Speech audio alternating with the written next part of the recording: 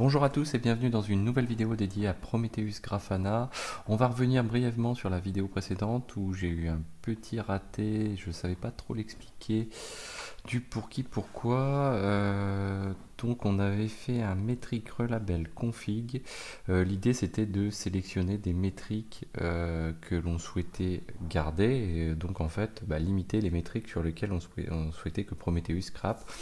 Donc on était dans la configuration de Prometheus, donc le prometheus.yaml, et donc on a rajouté métrique relabel config.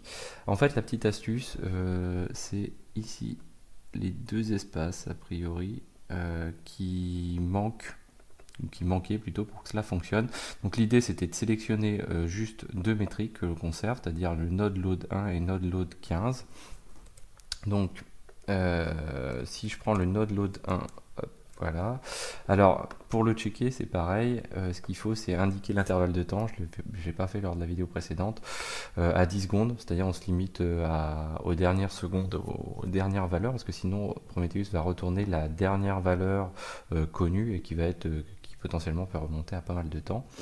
Donc là, en limitant à 10 secondes, on voit tout de suite l'effet des choses.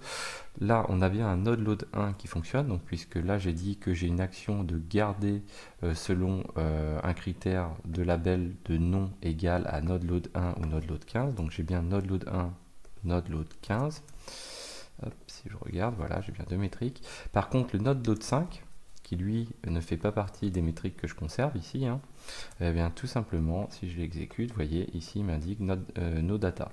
Et donc ça c'est valable pour pas mal toutes les autres métriques de node.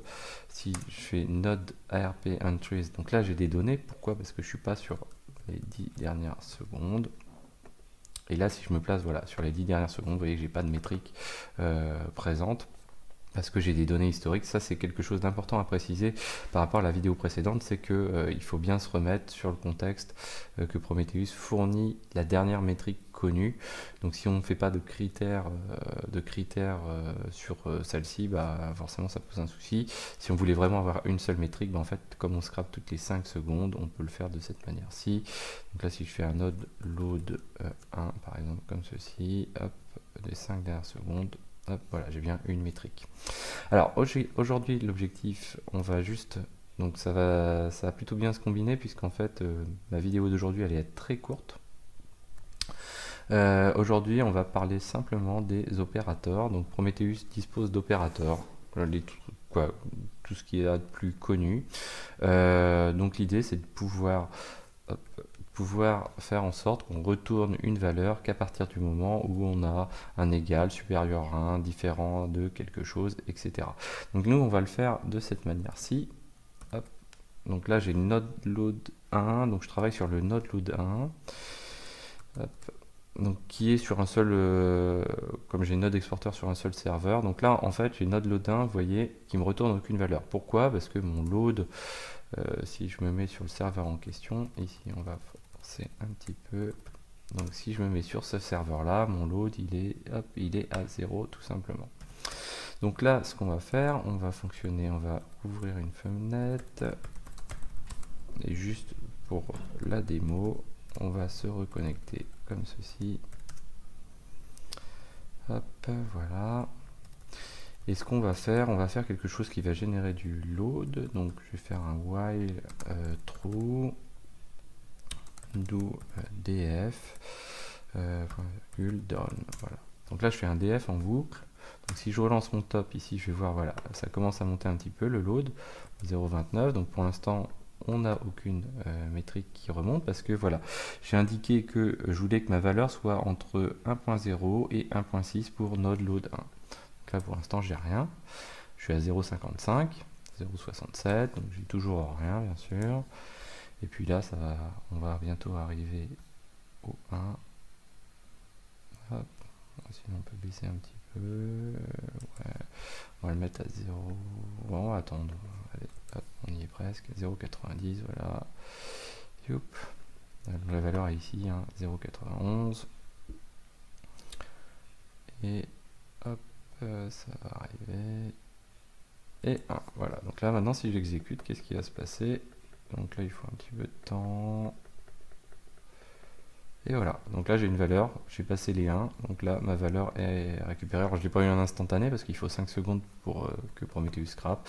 Voilà, et donc quand je vais passer les 1,6, donc on peut le mettre à 1,3 par exemple. Hop, voilà, quand je passerai les 1,3, j'aurai plus de valeur, tout simplement. Là, hop, ça devrait pas tarder, à moins qu'il ne dépasse pas. Si, voilà, il va les passer. Et voilà, là j'ai plus de métrique, tout simplement. Voilà, donc en fait, là, j'ai utilisé quoi? J'ai utilisé deux opérateurs, le supérieur, le inférieur et le AND, c'est-à-dire pour cumuler les critères. Après, on peut mettre des parenthèses hein, si on veut être un peu plus précis sur les choses. J'arrête tout ça, voilà. Que dire d'autre? Donc là, les opérateurs, vous avez la liste qui vous décrit tout cela très bien. Vous avez une page qui vous décrit les opérateurs. Donc là, c'est l'utilisation les plus simples. Hein. Après, à côté, il y a des possibilités d'utiliser des vector matching, c'est encore autre chose. Ça, on reverra ça plus tard. Voilà, bon, c'était tout. Donc l'essentiel de la vidéo, c'était de revenir donc sur ces opérateurs et également sur la petite difficulté lors de la vidéo précédente. Donc à noter ici, on n'oublie pas les petits espaces avant-après. Voilà, donc j'espère que cette vidéo vous a plu. Désolé, elle est un peu courte. N'hésitez pas à en parler, à mettre des commentaires aussi pour me dire comment vous utilisez les filtres et quel genre de filtres vous utilisez. Et je vous dis à très bientôt sur Xavki.